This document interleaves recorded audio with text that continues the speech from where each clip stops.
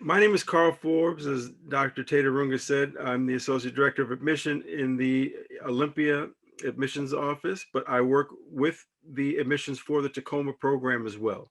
So you can definitely reach out to me if you're interested in finding out more about attending the Tacoma program. And I'm pleased to have the honor tonight of introducing tonight's featured lecturer.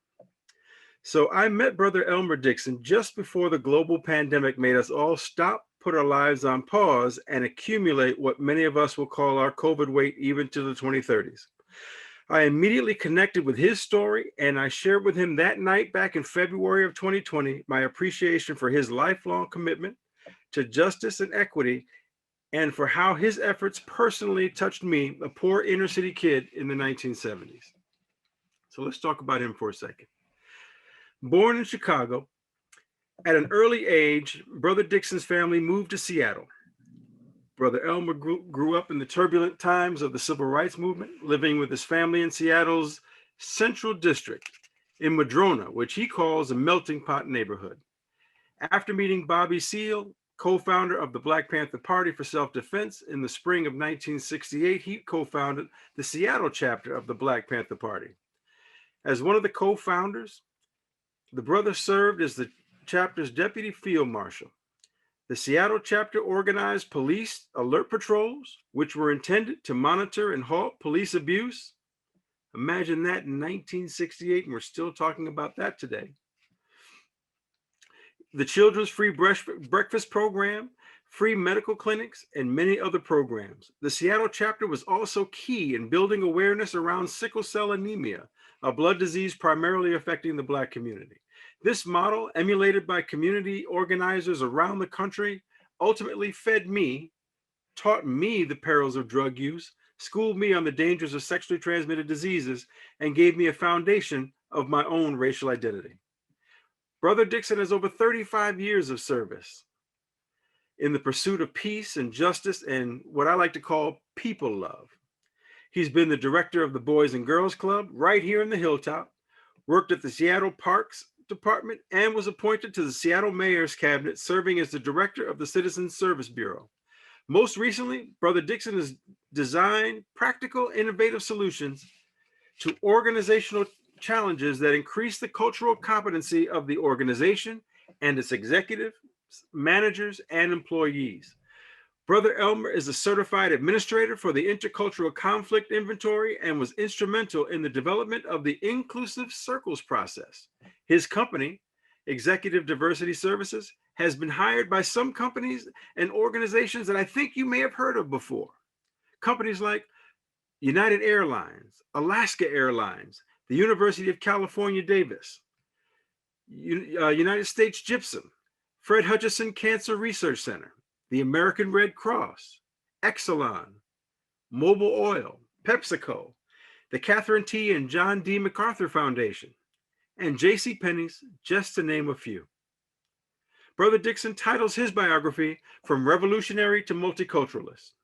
And if you're wondering where that activism and community organizing can take you, I bet even he, in 1968, never dreamed his work with the Black Panther Party would take him all around the United States and to countries like France and Finland, Poland, Spain, Ireland, Belgium, and more. I bet he never thought that he would be training cops, or I bet he did think he would be training cops, but never thought he'd be invited and get paid to train cops on how to police in diverse communities, both in the United States and abroad. And I bet he's thinking right now that this introduction is way too long. So, family, comrades, friends, please welcome to the Evergreen Tacoma Spring Virtual Lecture Series, Brother Elmer Dixon.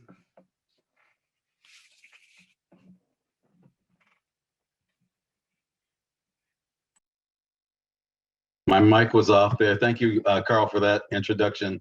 And thank you, everyone. I see a lot of familiar faces around the room. My comrade in struggle today, Lou Rochelle Brem Atkins, who does the same work that we do at EDS, and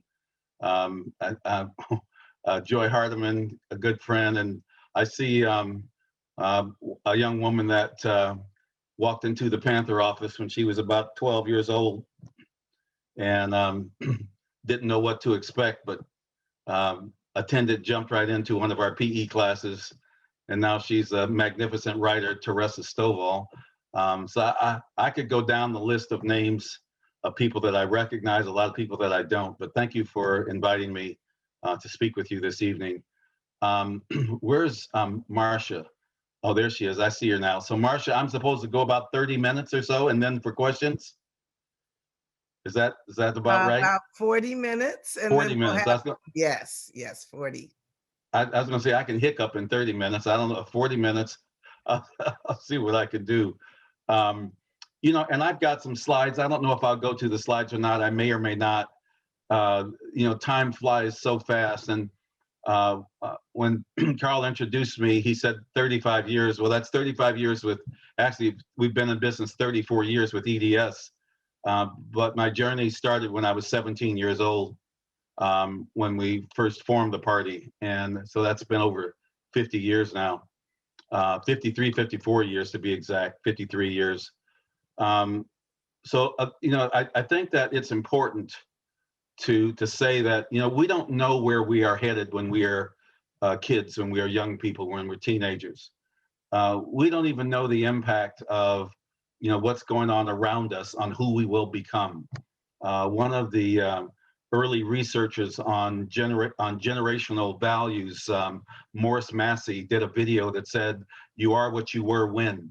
And what he meant by that was that the events that were surrounding you when you were in that decade of life, 10 to 20 years old, he said would shape your values, which he said would stay with you for the rest of your life unless you had a significant emotional experience. And certainly I've had a number of significant emotional experiences being in the Black Panther Party. I think that just further drove my commitment, you know, deeper. But those years of, you know, the 60s, the civil rights movement, we lived in an era of assassinations. And as a child experiencing that, you never know how that is going to affect you. You know, you don't know what it's doing to your psyche, your mental state, and, you know, where you're going to actually become. And, you know, you know, yes, I was born in Chicago. We moved to Seattle in '57 when I was 7 years old. And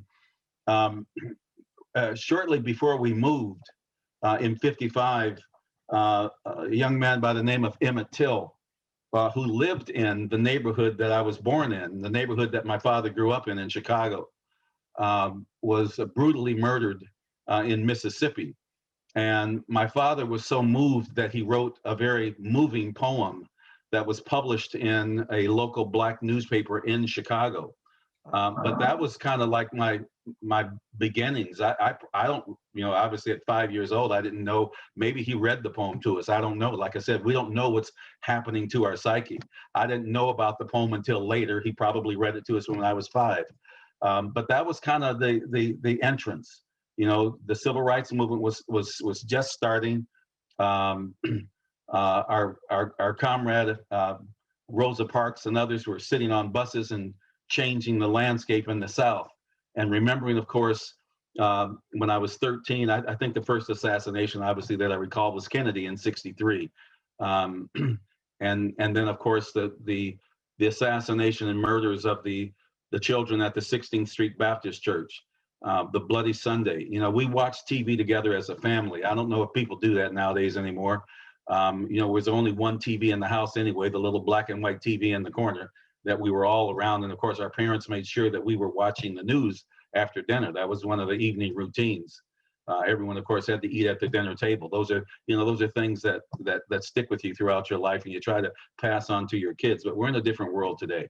But seeing those things, those images, you know, were lasting images. The assassination of Medgar Evers, Malcolm X in '65, the explosion at Watts and Detroit, as people were fighting for their lives and for their freedom.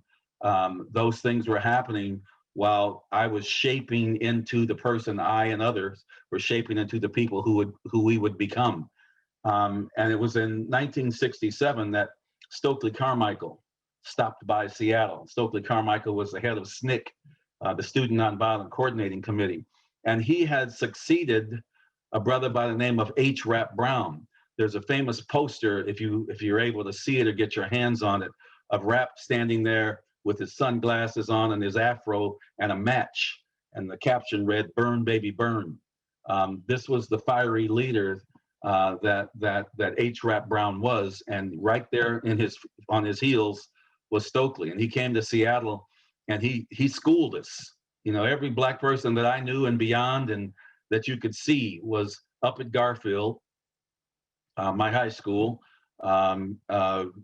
auditorium jam-packed, people out overflowing into the streets with loudspeakers so that we could hear him if we couldn't see him. And the thing that I remember that stuck with me was that he said that the reason why black people don't have freedom is because you don't love yourself. And he said, you know, you want to be white, you straighten your hair, you know, you fight if someone dares call you black. And that was obviously true for us when we were growing up. If someone called you black on the playground, those are fighting words. He said the good cowboy wears white and the bad cowboy wears black. The good knight wears shining armor and rides a white horse, while the bad knight has dirty, dingy armor and rides a black horse. Devil's food cake is white, angel's food cake. The devil's food cake is black, and angel food cake is white. And he went on and on with these analogies. And you know, at the time, in the moment, I wasn't sure what to make of it. See, I grew up in this so-called melting pot community in Madrona. It was. I mean, when we went on the playground there was every kind of kid you can imagine: black, white, Latino, Korean, Filipino, Japanese, Chinese. See, we didn't say Asian back then. You were Chinese, you were Japanese, you were Korean, you were Filipino. You know, we had the distinction. We knew the distinction. You know, and so growing up in that environment, you know, on the white kids, they were poor white kids and they were rich white kids. In fact, my two best friends were white, and they lived on the other side of the red line across 34th Avenue. I didn't even know there was a red line, but they lived on the other side of it. And so weeks later, maybe a couple of weeks later, I remember I was back on the tennis court and, you know, sitting there waiting for my turn to get on the court. And it started to hit me at that point. You know, the experiences that I had at that point. I didn't experience overt racism, but I remember when our tennis instructor took us down to the Seattle Tennis Club because we had won our right to play in the city championship. It's a white woman by the name of Miss Sullivan. We all love Miss Sullivan because she taught us the finer points of tennis, and she was cute. And she took us down to the tennis club, and you know, we were all in our little white uniforms, or white shorts, and little shirts that said Madrona on it. And we get up in there, and they have us go to the wait in the cafeteria, and we're sitting in the cafeteria. And this brother comes in in his kitchen whites, long, tall brother. You know, he's got his kitchen whites on. He looks at us sitting there and he says, "What are y'all doing sitting in here? Y'all better get in the back and get your clothes on and get to work." You know, he thought we were the help. We said, "Oh, man, what you tripping? We're here to help you cook. We're going out and play." And he was just stunned, looked at us because we didn't realize it, but Miss Sullivan didn't even tell us. Black people couldn't play tennis at the tennis club. We weren't allowed in there unless we were the help. But she didn't tell us that. She said, "We're going to go play." And so we went out on that court and we whooped those teams' butts and we won the city championship. And when it came time to give us all the nice trophies that were laying on the table, the president of the tennis club and his little companions, they had all disappeared. They left. They weren't going to give us our trophies on their lily white tennis courts. So Miss Sullivan said that we could give out our own trophies.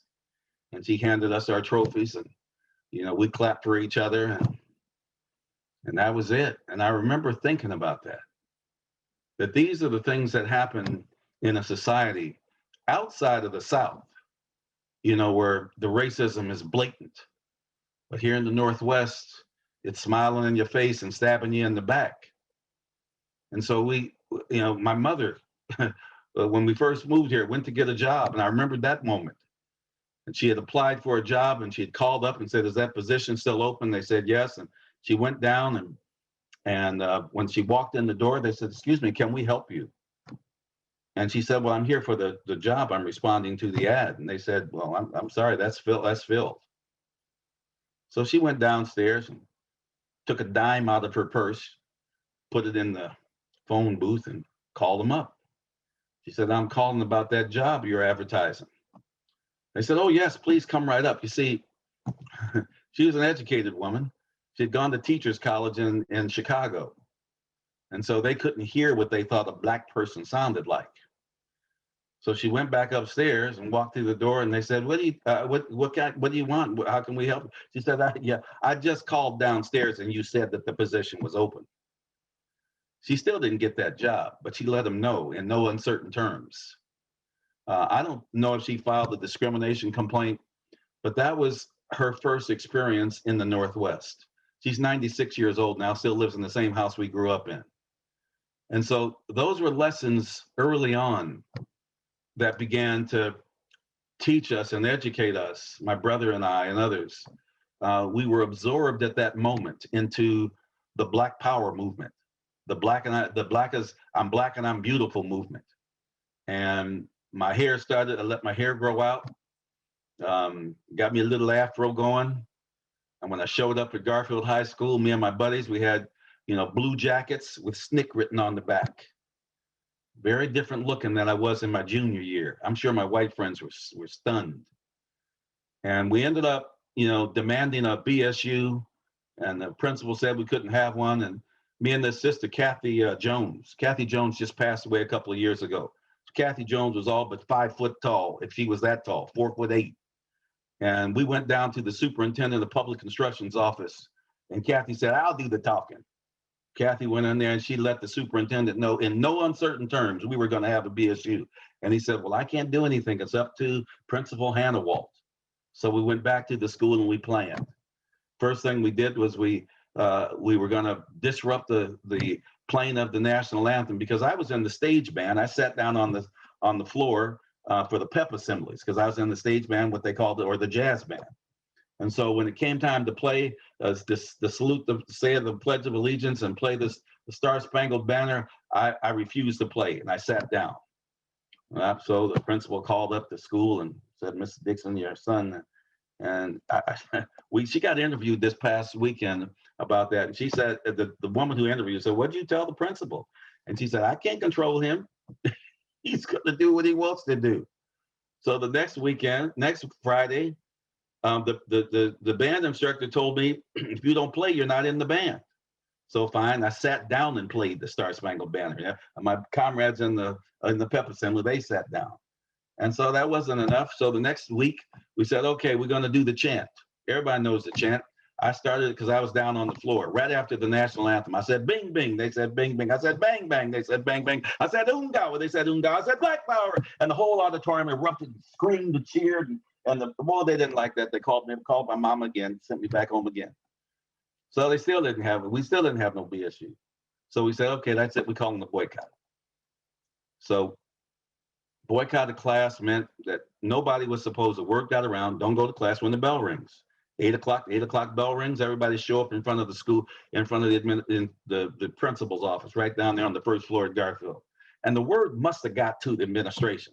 But they thought that, when the bell rings, it'll be just a handful of them black students and we'll just kick them out and then we'll be okay. Well, what they underestimated was that all those black kids, those white kids, those Asian kids, Chinese, Japanese, Korean, the Latino kids, we'd all gone to school together. We went to Madrona, we went to Meany or Washington Junior High, when no middle school back then. And so we knew each other. And so when the bell rang 8 o'clock, ain't nobody went to class. Even John Bridge, I used to say that except for the honor students, John Bridge reminded me, "Elmer, I didn't go to class either." Jonathan Bridge, a big Bridge, he didn't go either. So it was over. They had to give us our BSU. And that kind of launched us into this activism, this movement, standing up and fighting back. A few months later at Franklin High School, some of the students called us up and told us that they were being abused by the administration. Sister got sent home because she had an afro. The vice principal told her, you come back when you have an appropriate hairdo. Black students would be in fights with, skirmishes with white kids. The white kids would be sent back to class. The black kids would be kicked out of school.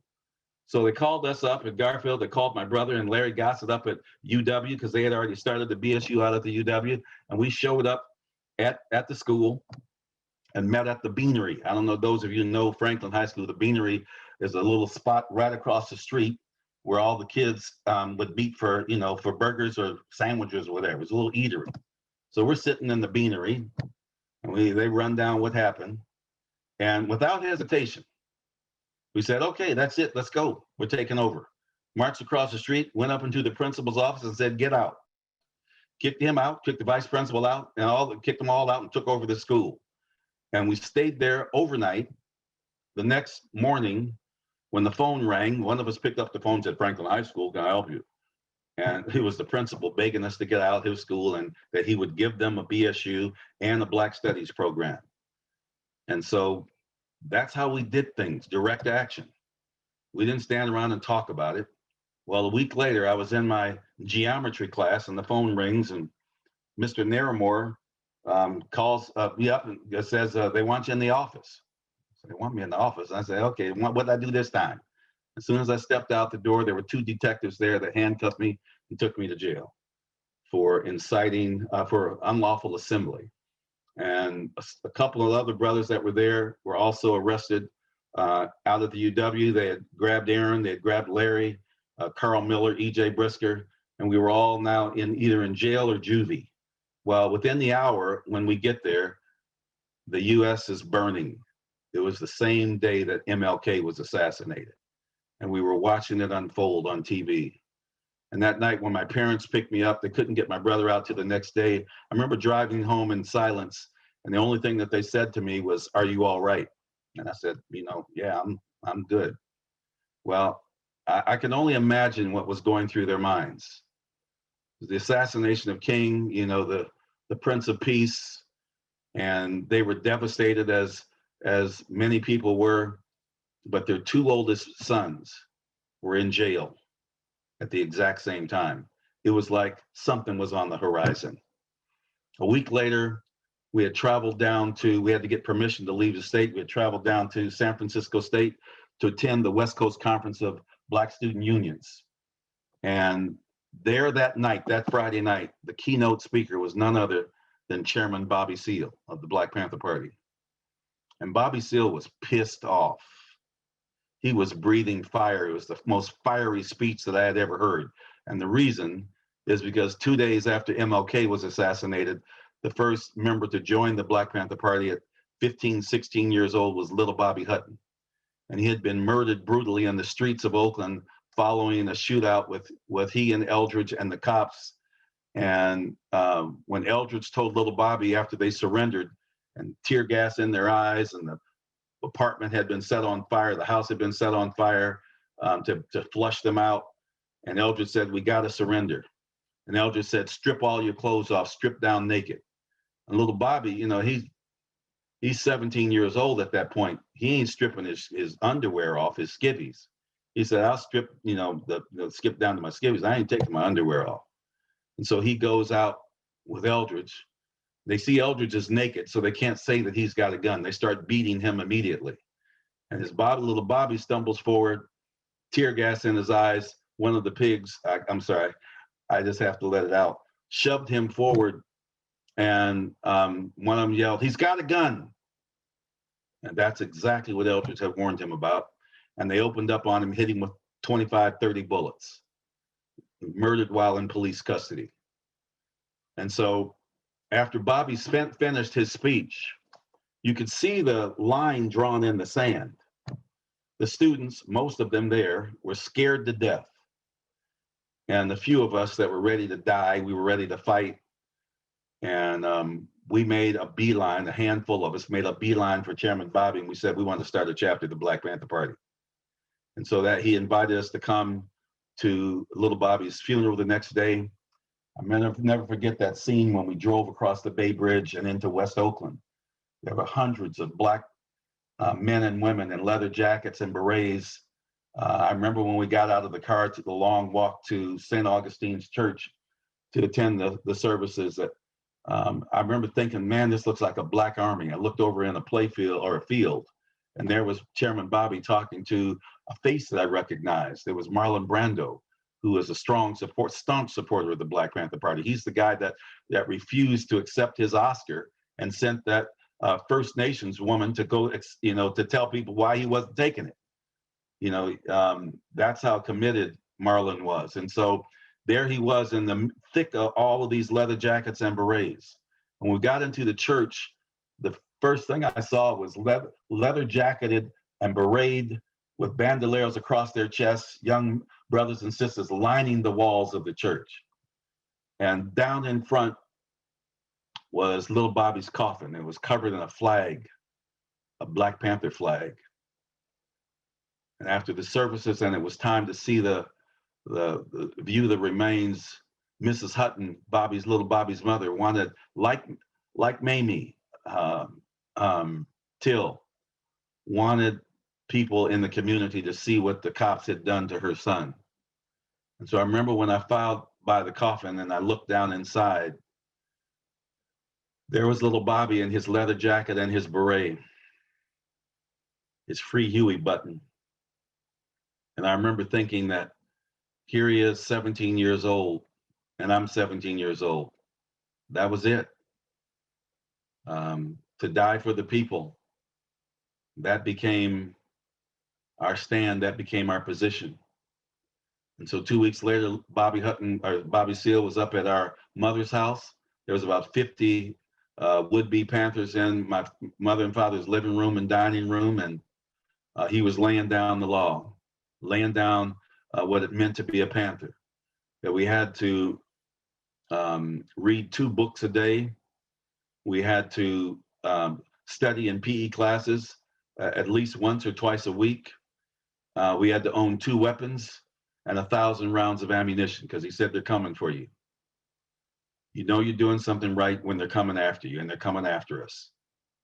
That same summer, as Bobby went across the country and started chapters and branches all across the United States, we were the first outside of the state of California.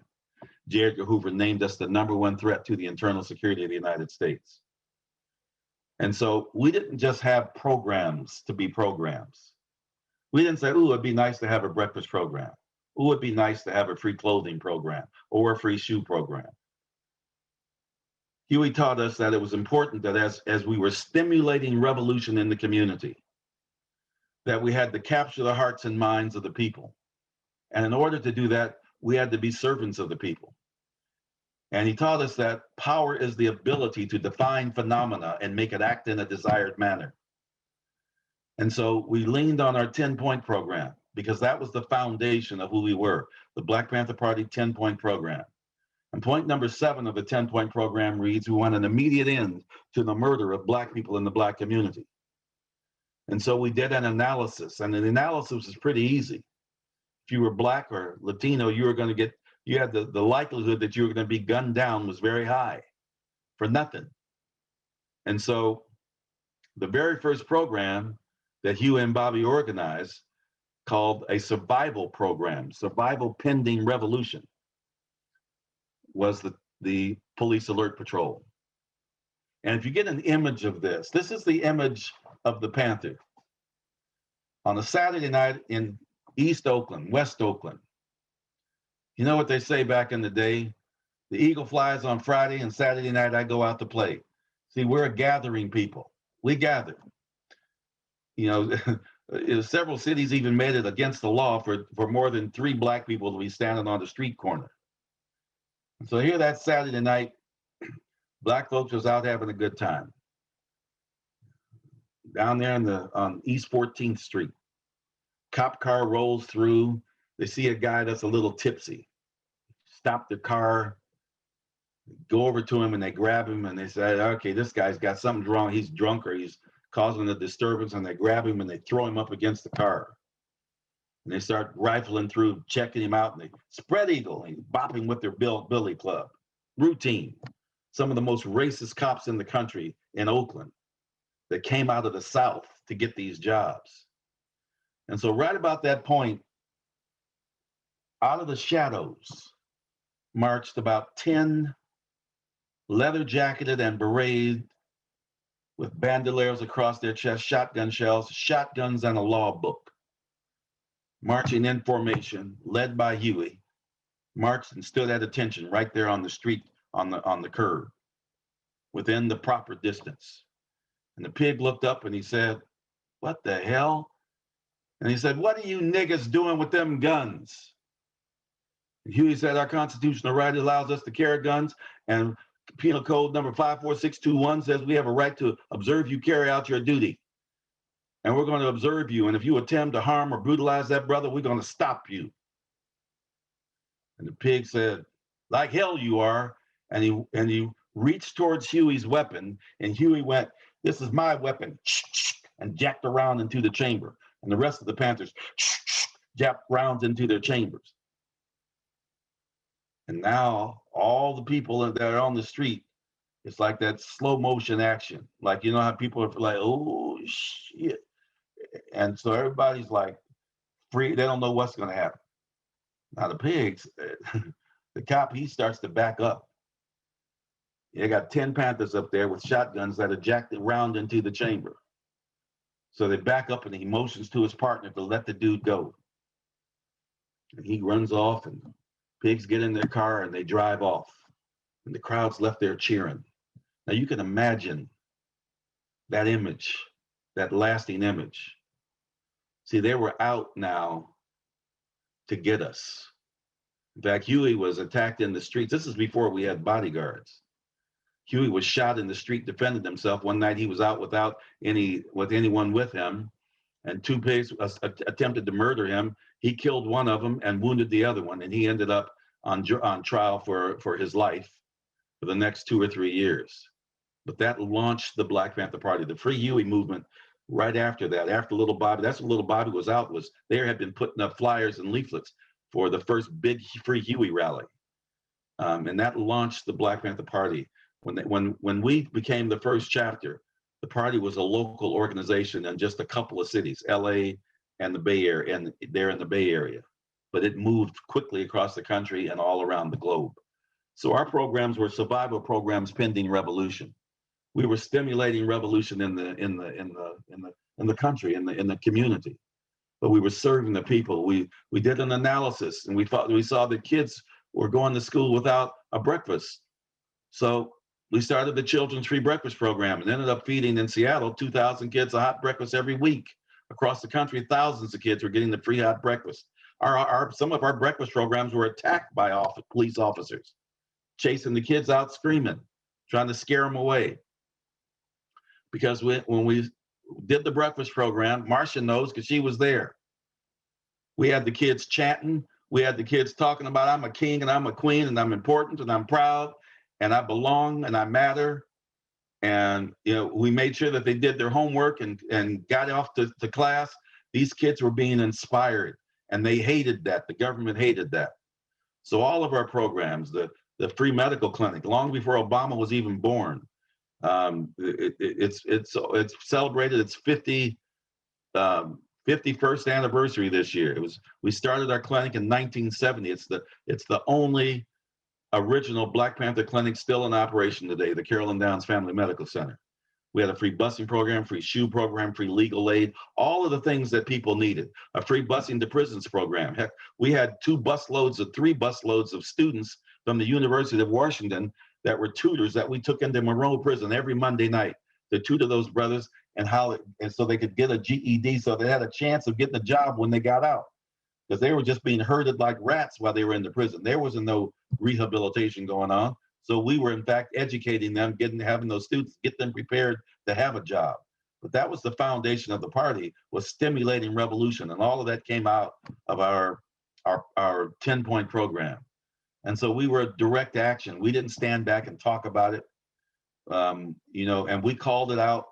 We called whoever out was standing in the way of liberation. That's just who we were. And because of that, they attacked us. They murdered us in our offices. I had 2 bodyguards with me most of the time in those early days, from the time I was 17, 18 years old. One of them turned out to be a police informant, and I ended up catching a beef as a result of it and spending time in an Oregon prison. And we lost many comrades over those years. Fred Hampton, if you've seen the movie Judas and the Black Messiah, and Hoover's infamous memo as he relaunched the COINTEL program was to prevent the rise of a Black Messiah and destroy hate groups, what he termed as hate groups. And they launched an all-out war against the Black Panther Party to jail us, imprison us, murder us. We still have comrades that have been in prison for over 50 years. In fact, our longest serving member of the party just passed away a week or so ago. And we've had comrades that have served 40 plus years in solitary confinement, which is against the Geneva Convention. The Angola 3. One of them died after the Louisiana governor ordered the attorney general to release him. He had to order him 3 times to release him because the charges were all framed up. But they spent 40 years of their life, most of it in solitary confinement, on stuff they didn't do. And so they unleashed terror on the Black Panther Party because we stood up for the people and we weren't afraid, and we fought back. If they hurled bullets in our way, you can bet bullets were going back towards them. When Fred was murdered, and I'll end with this. When Fred was murdered in Chicago on December 4th, 1969, they had targeted, the FBI, Hoover had targeted 3 cities for elimination. They already had Huey in prison, facing the death penalty. Bobby Seale, that other movie that came out this year, the Chicago 7, it was originally the Chicago 8. Bobby Seale was chained and gagged in a courtroom in the United States. And so he was separated from the other defendants, and they didn't tell the rest of that story. He was charged with the murder of a Panther, Alex Rackley, in New Haven, Connecticut, which was committed by another agent who actually showed up in the movie.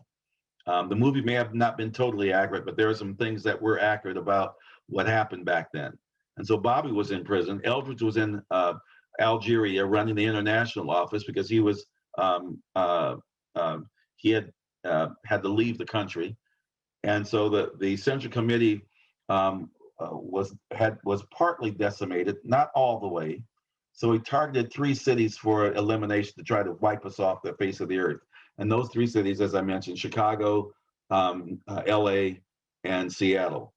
So they had already murdered the head of the LA chapter, Bunchy Carter and John Huggins, in January of 1969. We were at their funeral, and Bunchy Carter and John were so critical to the Black Panther Party because they were, Bunchy had been the former head of the Slossons, the largest gang in Southern California. And they were scared to death that Bunchy was going to organize those 5,000 strong members into revolutionaries. So they used Ron Karenga. He was an agent, and through his organization, United Slaves, us, Bunchy and John were shot in the back at UCLA. And his reward, Karenga's reward, was Kwanzaa. And that later that year, they came to Chicago in the middle of the night after he had been drugged by his bodyguard, who was an FBI agent, and they murdered Fred in his bed. They knew he had drawn a diagram of his apartment and where he slept and what side of the bed he slept on. And after they finished riddling the apartment with bullets and came in and were dragging, Mark Clark had been murdered. Deborah Johnson, his fiance, who was carrying Fred Hampton Jr., as she was dragged from the bedroom, she heard them say, "Is he dead yet?" And he said, "No, he's got a pulse." Then they fired 2 more shots point blank in his head, and they said he's good and dead now. That's premeditated murder. And so days later, they attacked the LA office. And the LA office, they were prepared. They had fortified their office with some Vietnam vets who had been working with them. And after 40 minutes of attack, they repelled the pigs and held them off. And finally, one of the sisters in the office said, it's time to surrender. And they surrendered, but it was a standoff. Now, they went to trial for assaulting police officers, attempted murder. And the judge, after hearing the opening statements, threw the case out because he said it sounded like the pigs were the aggressors, which they were. They were thrown out. SWAT was created for that attack.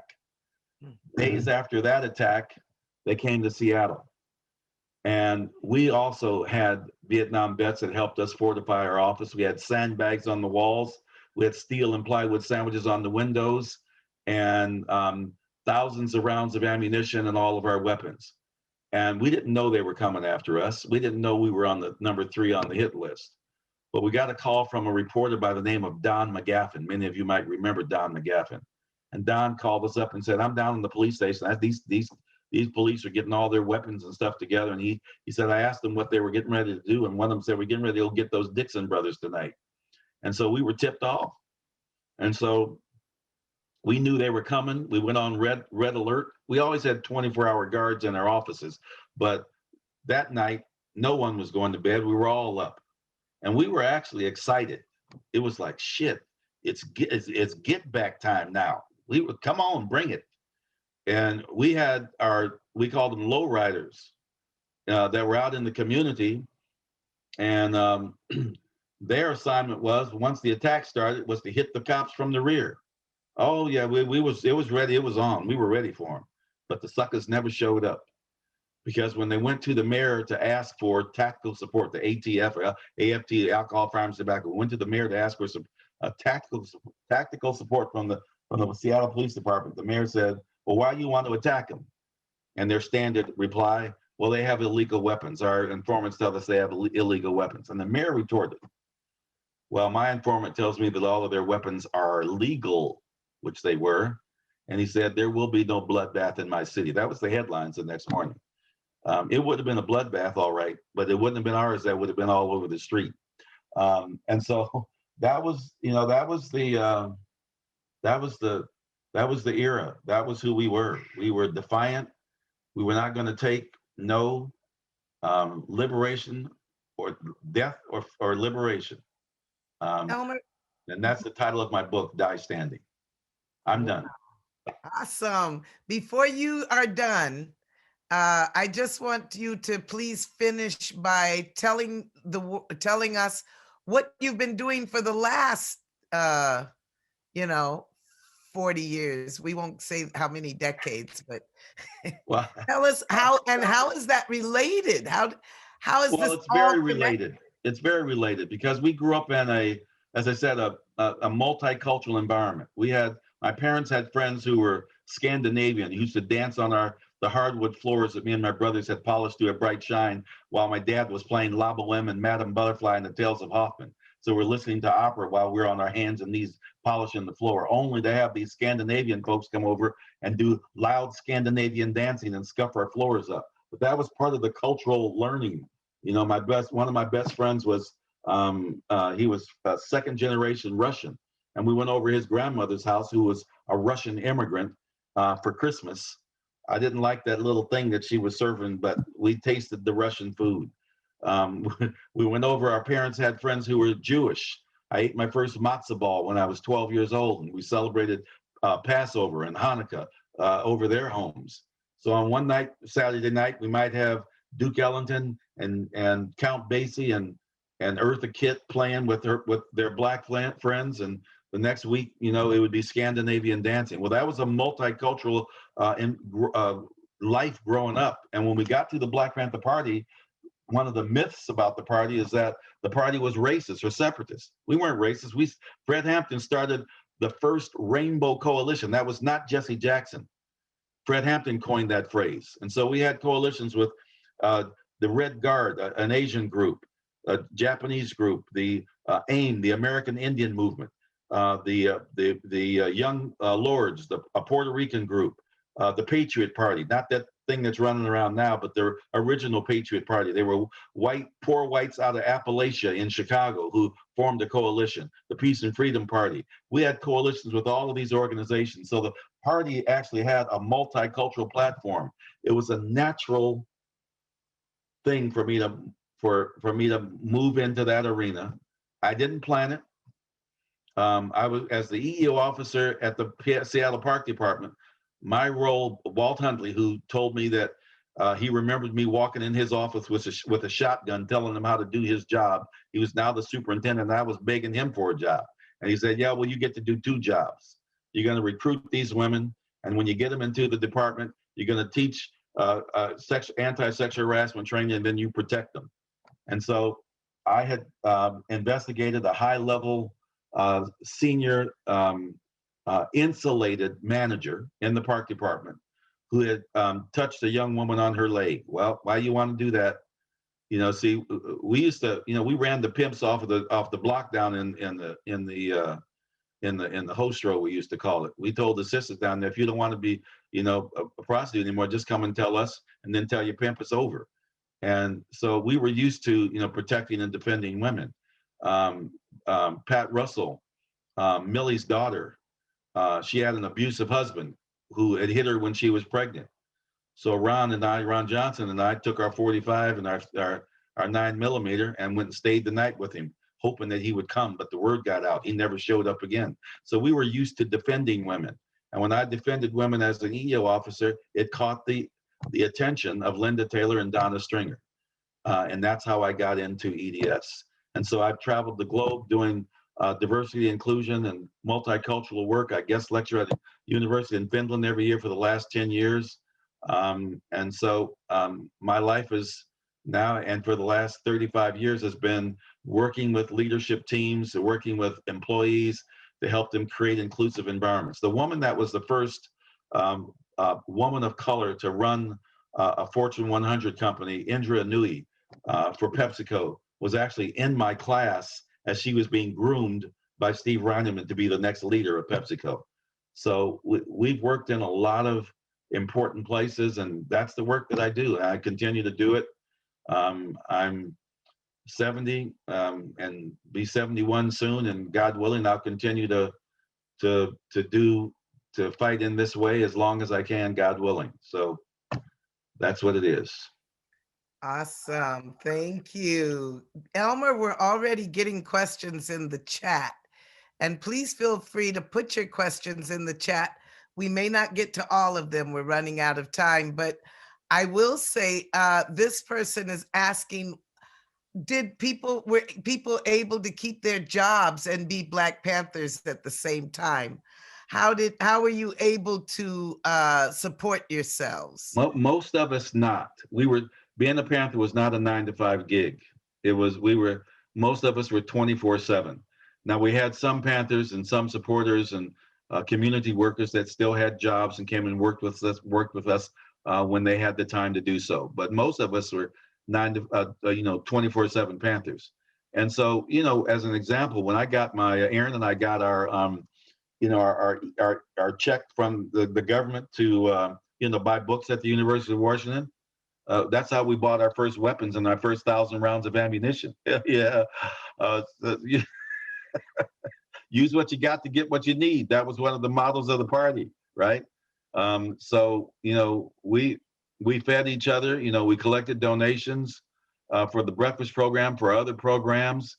You know, Panthers never worked for money. You know, we never worked for a salary. I had to learn that, you know, after I was almost 40 years old. Because even when we formed the nonprofit community center, and you'll remember this, Marsha, as we were getting ready to reopen the clinic, I was the executive director. I didn't even take a salary.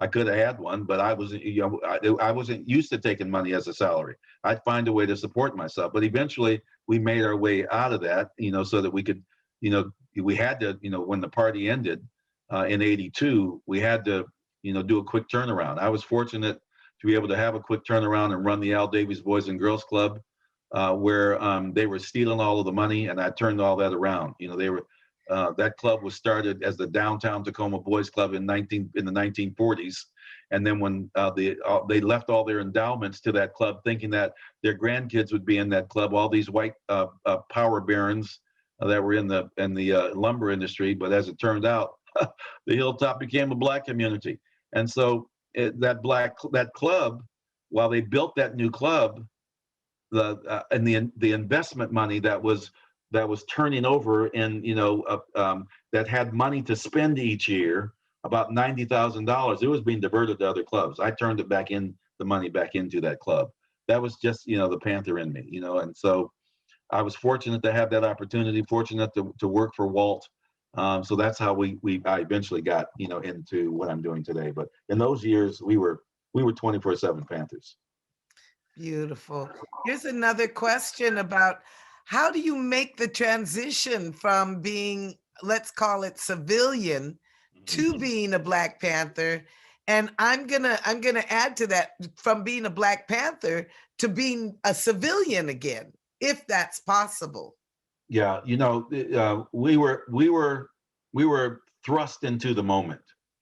I mentioned all of the things that were happening around us when we were growing up, and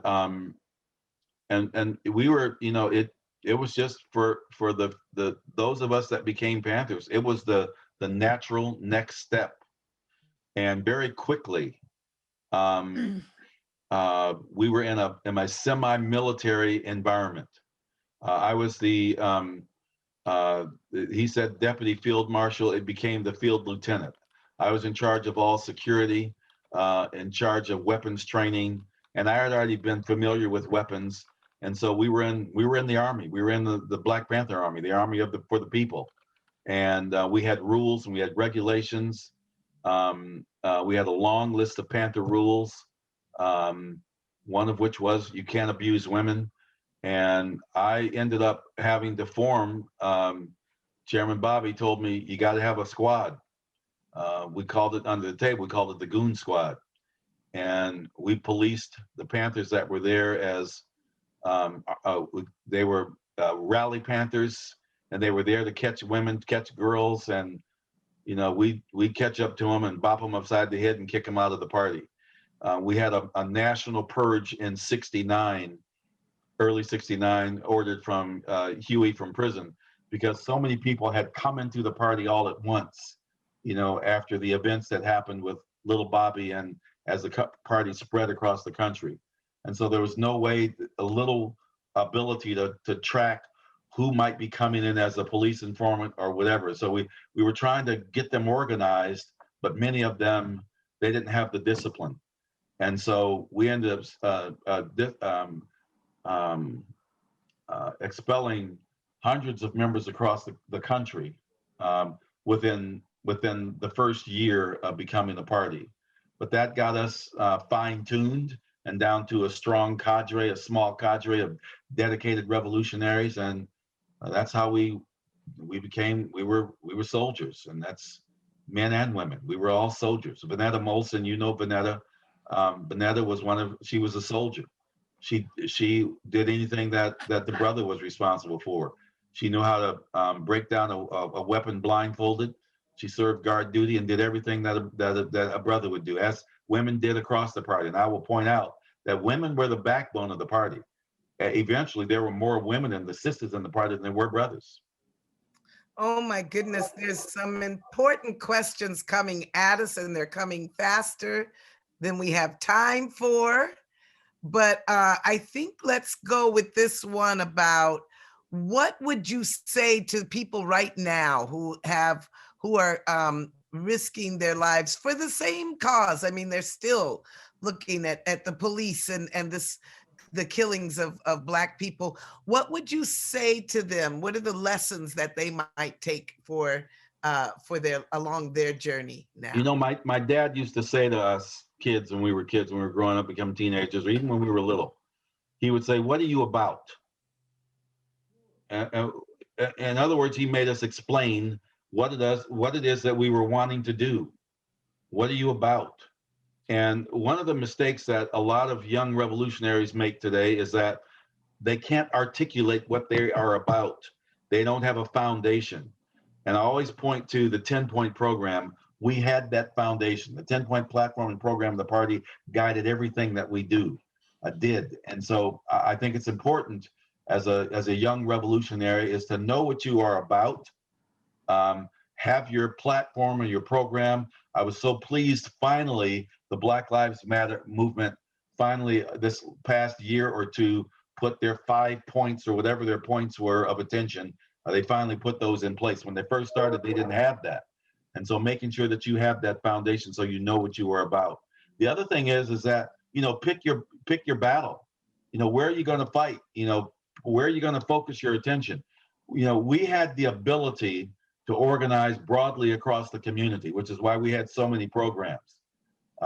When we investigated a situation when Ron found out that there were roaches running rampant in Yesler Terrace, I sent him to school, to pest control school, and he single-handedly, along with some volunteers, eliminated the roaches all throughout Yesler Terrace. You didn't have to have an army of people to do that. It just takes a few hardcore dedicated revolutionaries. So the other piece of advice is don't wait for you to get 300 people on your team. You don't need that. You got 5 people, 5 dedicated members of your group, then you got enough. You got enough to go out and do something. And so be diligent, be consistent, be intentional. Stand for what you stand for. Absolutely, Elmer Dixon. And we just want to thank you once again for coming and giving us that power talk that reminds us that we all can do it. Yes, everyone, please give your praise and thanks to our awesome keynote speaker. What an awesome presentation that was. Thank you. Thank you. My pleasure. Have me back anytime. Thank you. Awesome. Yes.